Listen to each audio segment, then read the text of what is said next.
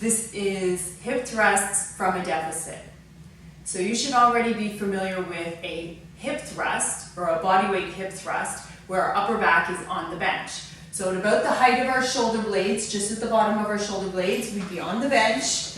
We have our feet in front of us, knees over the ankles, and we're going to drive our hips up and in towards the ceiling and squeeze our glutes. This would be a hip thrust with our upper back on the bench. Now we're going to do hip thrusts from a deficit. So we're going to have our feet raised up on a platform while our upper back is on the bench. It allows us to have a larger range of motion. And so it's going to add a little more intensity to our movement.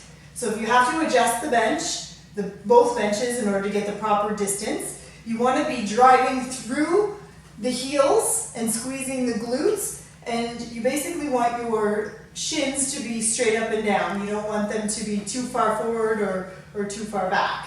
Same positioning here with our shoulder blades on the bench and up, and we're going to drive with our hips, squeezing our glutes tight, squeezing our hamstrings, keeping our core tight.